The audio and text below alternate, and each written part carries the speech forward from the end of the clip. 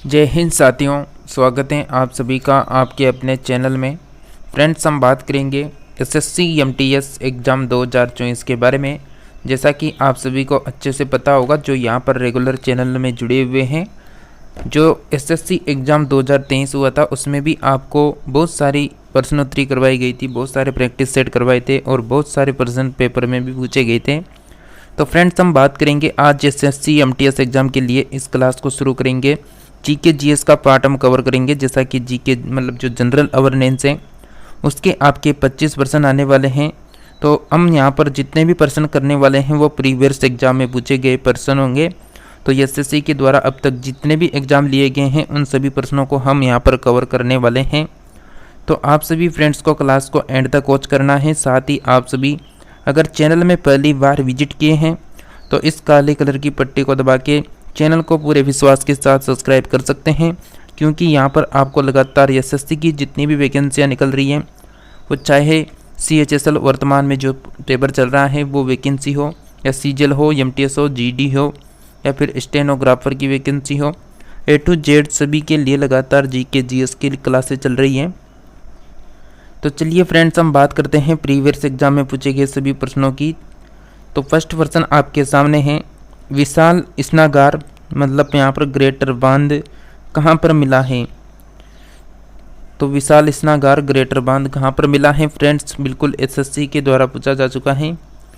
Right answer आएगा friends, आप सभी का बिल्कुल करेक्ट आंसर आ रहा है Mohenjodaro, D option correct answer रहेगा।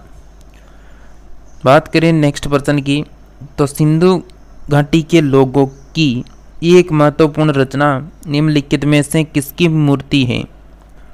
तो सिंधु घाटी के लोगों की एक महत्वपूर्ण रचना निम्नलिखित में से किसकी मूर्ति थी। फ्रेंड्स, आप सभी का करेक्ट आंसर रहेगा बी ऑप्शन, नृत्य करती हुई बालिका, बी ऑप्शन करेक्ट आंसर हो जाएगा। नेक्स्ट है, उससे पहले इंपॉर्टेंट पॉइंट में बात करें तो सिंधु घाटी के लोगों की एक महत्वपूर्ण रचना नृत्य करती हुई बालिका की मूर्ति है, जो कांसे से निर्मित है। ये मूर्ति मोहनजोदड़ो से प्राप्त हुई है। नेक्स्ट है कि देवी माता की पूजा से संबंधित थी। तो देवी पूजा, जो देवी माता है उसकी पूजा किससे संबंधित थी। तो देवी माता की जो पूजा है फ्रेंड्स वह संबंधित है किससे, सिंधु घाटी की सभ्यता के साथ, बिल्कुल यहाँ पर संबंधित है, सी ऑप्शन से। नेक्स्ट बात करें तो देवी माता या मातृ देवी की पूजा सिंधु घाटी सभ्यता का एक विशिष्ट लक्षण था। पुरातात्विक साक्ष्यों से प्राप्त मातृ देवी की मरण मूर्तियों में से एक बात का ज्ञान होता है, इस बात का ज्ञान होता है। नेक्स्ट है कि सिंधु घाटी सभ्यता का जो पतन नगर था मतलब बंदरगाह कौन सा है। तो सिंधु घाटी सभ्यता का पतन नगर यानी बंदरगाह कौन सा है, बिल्कुल राइट आंसर रहेगा लोथल, गुजरात में स्थित है, बी ऑप्शन करेक्ट आंसर हो जाएगा। नेक्स्ट बात करेंगे तो लोथल अहमदाबाद गुजरात जिले में भोगवा नदी के किनारे स्थित है। वर्ष 1955 तथा 1962 के मध्य यहाँ पर एस.आर. राव के निर्देशन में खुदाई की गई, जहाँ 2 मील के घेरे में बसे हुए एक नगर के अवशेष प्राप्त हुए। यहाँ की सबसे महत्वपूर्ण उपलब्धि पक्की ईंटों का बना हुआ विशाल आकार यानी 214 × 36 मीटर का यह घेरा है, जिसे राव महोदय ने जहाजों की गोंदी बताया। इस प्रकार लोथल एक पतन नगर था। लोथल में 2 भिन्न भिन्न टीले नहीं मिले, पूरी की पूरी बस्ती एक ही दीवार से घिरी हुई थी। नेक्स्ट है कि भारत की अंतकालीन संसद में कितने सदस्य थे। तो एसएससी सीनियर सेकेंडरी एग्जाम में पूछा जा चुका है। तो भारत की अंतकालीन जो संसदीय यहाँ पर जो है कितने सदस्य थे। तो अंतकालीन जो संसद थी उसमें थे बिल्कुल 296, ए ऑप्शन करेक्ट आंसर रहेगा। फ्रेंड्स, किसी भी प्रश्न में कंफ्यूजन लगता है तो बिल्कुल आप सभी कमेंट करके पूछ सकते हैं। नेक्स्ट है कि भारतीय संविधान में आपात उपबंध के लिए गए हैं। तो फ्रेंड्स, राइट आंसर क्या आएगा, भारतीय संविधान में आपात उपबंध जो हैं वह से लिए गए हैं। तो किससे लिए गए हैं, राइट आंसर रहेगा भारत सरकार अधिनियम 1935 से लिए गए हैं, बी ऑप्शन करेक्ट आंसर हो जाएगा। चलिए नेक्स्ट प्रश्न की बात करते हैं। नेक्स्ट है कि प्रथम केंद्रीय विधानसभा का गठन कब किया गया था? तो साथियों जल्दी से आंसर कीजिए, प्रथम केंद्रीय विधानसभा का गठन कब किया गया था? राइट आंसर आएगा फ्रेंड्स आप सभी का ऑप्शन नंबर सी, यानी 1921 में। नेक्स्ट है, उससे पहले इंपॉर्टेंट पॉइंट की बात करें तो भारत सरकार अधिनियम 1919 के तहत प्रथम केंद्रीय विधानसभा का गठन वर्ष 1921 में किया गया। इसके प्रथम अध्यक्ष फ्रेडरिक हवाइट मतलब 1921 से 25 तक रहे थे, जबकि इसके दूसरे अध्यक्ष स्वराज पार्टी के विट्ठल भाई पटेल 24 अगस्त 1925 से अप्रैल 1930 तक रहे थे। नेक्स्ट है कि भारत की संविधान सभा किसके कहने पर बनाई गई थी? तो फ्रेंड्स आप सभी प्रैक्टिस सेट को बिल्कुल लाइक कर दें, क्योंकि आपको हम सिलेक्टेड पर्सन का मैटर करा रहे हैं।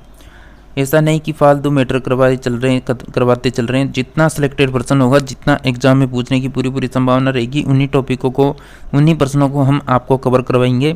तो इसके लिए आप बिल्कुल वीडियो को लाइक करके चैनल को जरूर सब्सक्राइब कर लेना, क्योंकि आपको इसमें जितनी भी क्लासें आएगी, एसएससी सीजीएल के लिए हो, एमटीएस के लिए हो, जीडी के लिए हो, सीएचएसएल के लिए हो, सभी में सिलेक्टेड पर्सन रहेंगे, प्रीवियस एग्जाम में पूछेंगे।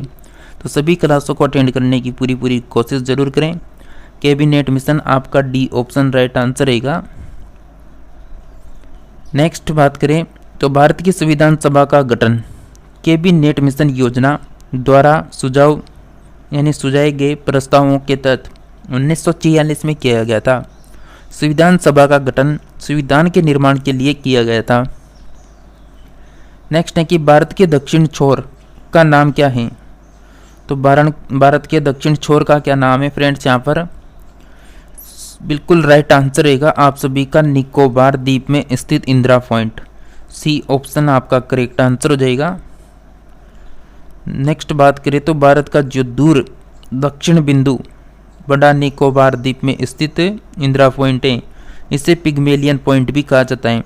भारत के मुख्य भूमि का दक्षिण छोर जो है कन्याकुमारी है। नेक्स्ट प्रश्न की बात करें कि भारत के दक्षिण छोर को क्या कहा जाता है?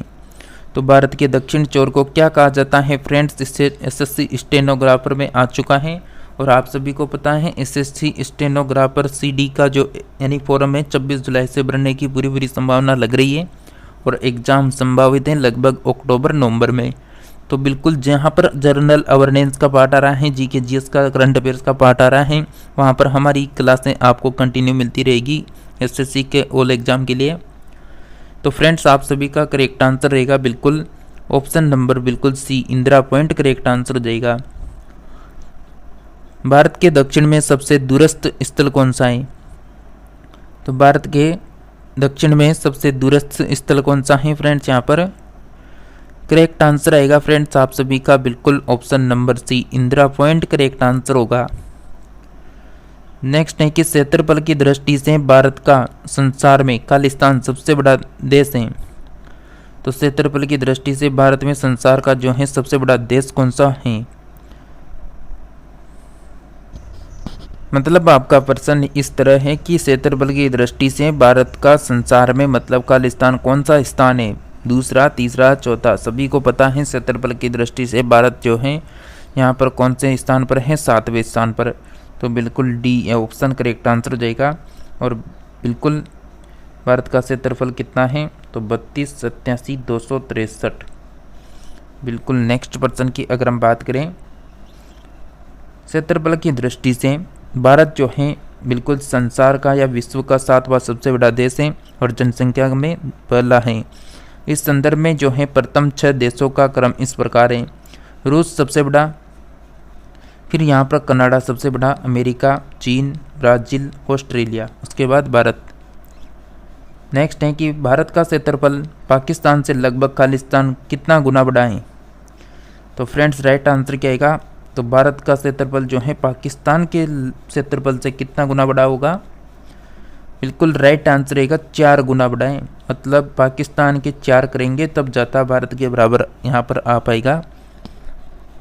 चलिए नेक्स्ट पर्सन की बात करें उससे पहले इम्पोर्टेंट पॉइंट में बात करें तो भारत का क्षेत्रफल पाकिस्तान के क्षेत्रफल से लगभग 4 गुना बड़ा है। भारत का क्षेत्रफल 32,87,200। तो फ्रेंड्स, भारत का जो क्षेत्रफल है वो यहाँ पर 32,87,263 वर्ग किलोमीटर है तथा पाकिस्तान का क्षेत्रफल 8,3,940 वर्ग किलोमीटर है। नेक्स्ट है कि अफ्रीका और यूरोप को कौन सा जलडमरू अलग कर रहा है। तो अफ्रीका और यूरोप को कौन सा जलडमरू मध्य अलग कर रहा है। फ्रेंड्स, राइट आंसर आएगा आप सभी का जिब्राल्टर जलडमरू मध्य, ये ऑप्शन करेक्ट आंसर होगा। नेक्स्ट है कि 30 सेकंड नियम का संबंध किस खेल से है। 30 सेकंड जो नियम है इसका संबंध किस खेल से है। करेक्ट आंसर आ जाना चाहिए फ्रेंड्स आप सभी का बास्केटबॉल, ये ऑप्शन करेक्ट आंसर हो जाएगा। नेक्स्ट प्रश्न है, राष्ट्रीय राजमार्ग की व्यवस्था की जिम्मेदारी किसकी है। तो राष्ट्रीय राजमार्ग की व्यवस्था की जिम्मेदारी किसकी होती है फ्रेंड्स। यहाँ पर राइट आंसर रहेगा फ्रेंड्स आप सभी का केंद्र सरकार की, ए ऑप्शन राइट आंसर होगा। नेक्स्ट है कि विषाणु में कौन सा प्रोटीन होता है। विषाणु में कौन सा प्रोटीन होता है। करेक्ट आंसर आएगा लाइकोप्रोटीन, सी ऑप्शन करेक्ट आंसर हो जाएगा। नेक्स्ट है कि डाउन सिंड्रोम से पीड़ित व्यक्ति में कितने गुणसूत्र होते हैं। तो डाउन सिंड्रोम से पीड़ित व्यक्ति में जो है 47 गुणसूत्र होते हैं, सी ऑप्शन करेक्ट आंसर होगा। नेक्स्ट है कि रक्त स्त्राव को रोकने के लिए आमतौर पर किस एल्यूमिनियम का लवण का प्रयोग किया जाता है। तो कौन से एल्यूमिनियम लवण का प्रयोग होता है फ्रेंड्स। यहाँ पर करेक्ट आंसर हो जाएगा आप सभी का aluminium chloride, C option correct answer होगा। नेक्स्ट है कि निम्न में से लौंग क्या है। निम्न में से लौंग क्या है। बंद कलियां आपका राइट आंसर रहेगा, डी ऑप्शन। नेक्स्ट है कि जीवों के द्विनाम पद्धति के प्रतिपादक किसे माना जाता है। जीवों के द्विनाम पद्धति के प्रतिपादक किसे माना जाता है फ्रेंड्स। करेक्ट आंसर रहेगा आप सभी का कार्ल लिनियस, बिल्कुल सी ऑप्शन राइट आंसर होगा। नेक्स्ट है कि शैवालों की कोशिका भित्ति किसकी बनी होती है। शैवालों की कोशिका भित्ति किसकी बनी होती है फ्रेंड्स। बिल्कुल सेलुलोज की बनी होती है, यहाँ पर बिल्कुल बी ऑप्शन राइट आंसर होगा। नेक्स्ट है कि रेशम का कीड़ा अपने जीवन चक्र के किस चरण में वाणिज्यिक तंतु पैदा करता है। तो रेशम का कीड़ा अपने जीवन चक्र के किस चरण में वाणिज्यिक तंतु पैदा करता है। प्यूपा आपका करेक्ट आंसर हो जाएगा, सी ऑप्शन।